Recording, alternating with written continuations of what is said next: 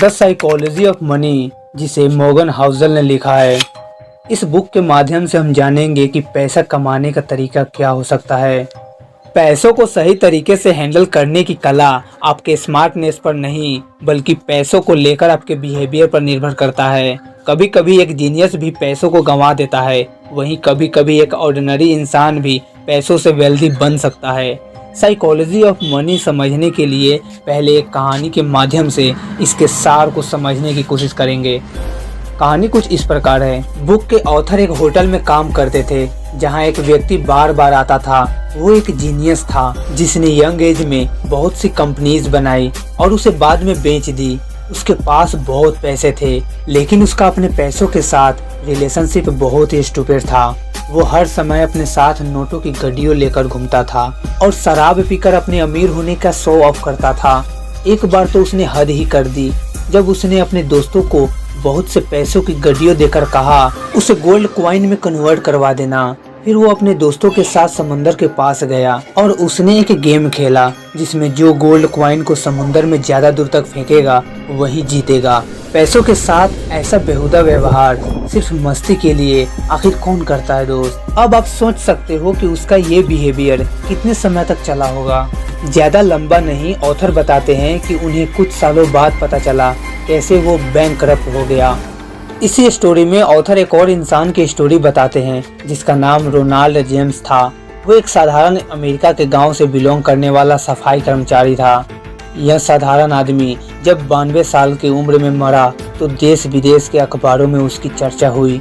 चर्चा इसलिए हुई क्योंकि मरने के समय उसकी नेटवर्थ 58 करोड़ थी, जिसमें से उसने 15 करोड़ अपने सौतेले बच्चों को दे दिया और वहीं 43 करोड़ चैरिटी में दे दिए। अब आप सोच रहे होंगे कि एक साधारण अमेरिका के गांव से बिलोंग करने वाले सफाई कर्मचारी के पास इतने पैसे कहां से आए।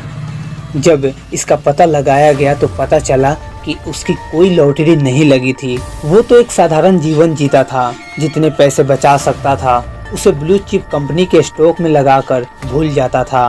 फिर कई दशकों बाद कंपाउंडिंग के पावर ने उसकी छोटी छोटी इन्वेस्टमेंट को बहुत बड़ा नेटवर्थ बना दिया था। ऑथर उस अमीर व्यक्ति और सफाई कर्मचारी को कंपेयर करते हुए बताते हैं कैसे जीवन में बहुत सारा पैसा कमाना और फिर उसे बनाए रखने के लिए किसी टेक्निकल नॉलेज की जरूरत नहीं है।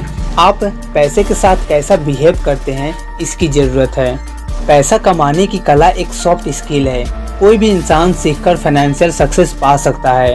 एक टेक्नोलॉजी एग्जीक्यूटिव जीनियस होने के बावजूद भी बैंकरप्ट हो सकता है। दूसरा, एक सफाई कर्मचारी ज्यादा पढ़ा लिखा न होने के बावजूद भी करोड़पति बन सकता है। दूसरे एग्जाम्पल में ऑथर बताते हैं अमेरिकन जनता movies, video games, music, sporting events और बुक के कंबाइन अमाउंट से ज्यादा लॉटरी टिकट खरीदने में खर्च कर देते हैं। आपको ये जानकर हैरानी होगी कि ज्यादातर लॉटरी टिकट कौन खरीदता है? न अमीर न मिडिल क्लास, बस गरीब लोग। वो गरीब लोग जो इतने गरीब है जिन्हें अगर इमरजेंसी हो जाए तो 30 से 35 हजार अरेंज नहीं कर सकते। ऐसे गरीब लोग वहाँ पर सालाना 30 से 35 हजार रुपए की लॉटरी टिकट खरीद लेते हैं। ऐसा क्या फाइनेंशियल सेंस लॉटरी टिकट खरीदने का बनता है? वो पैसा जो इमरजेंसी के समय उनके काम आ सकता है, उससे वो लॉटरी टिकट खरीद लेते हैं।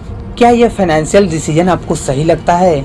आप शायद कहेंगे नहीं, ये क्रेजीनेस है, पागलपन है।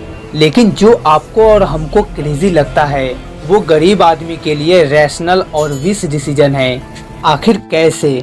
उसके लिए ऑथर गरीब आदमी की सोच के बारे में बताते हैं। गरीब आदमी जो लॉटरी खरीदता है वो कहता है हम लोग जो महीने में कमाते हैं उससे ज्यादा तो खर्च हो जाता है, सेविंग्स की तो कोई पॉसिबिलिटी ही नहीं होती। बहुत ज्यादा सैलरी, वोकेशन, बड़ी गाड़ी, बड़े घर, ये सब हमसे बहुत दूर है। उतना है कि हम अपने बच्चों के बड़े कॉलेज में एडमिशन करवाना, ये सब हमारे लिए सपना है। इन सपनों को जो मिडिल क्लास और अमीर जी रहे होते हैं, ऐसे सपने को साकार होने के चांसेस हमें सिर्फ लॉटरी टिकट खरीदकर और लॉटरी लगाने पर ही ये सब पॉसिबल लगता है, नहीं तो ये सभी हम गरीब के लिए असंभव ही लगता है। लॉटरी टिकट खरीदते हुए हमें लगता है कि हम सपनों को सच करने के लिए पैसे दे रहे हैं। आपको ये क्रेजी लगेगा क्योंकि जो हमारे लिए सपना है वो बहुत से लोगों को आसानी से मिला हुआ है।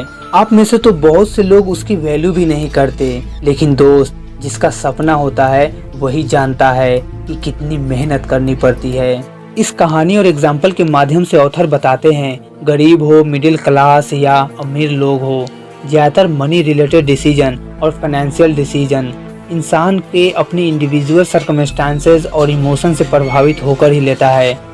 जो मैं डिसीजन लूँगा वो आपको क्रेजी लग सकता है, जो आप डिसीजन ले वो मुझे क्रेजी लग सकता है। आपकी फाइनेंशियल सक्सेस इस पर डिपेंड करती है कि आप अपने इमोशन, सर्कमस्टांसेस और कैलकुलेशन को साथ में रखते हुए पैसों के साथ कैसा बिहेव करते हैं। तो उम्मीद है दोस्त, ये वीडियो आपको साइकोलॉजी ऑफ मनी के कॉन्सेप्ट को समझने में मदद की होगी। Thanks for watching. जय हिंद, वंदे मातरम।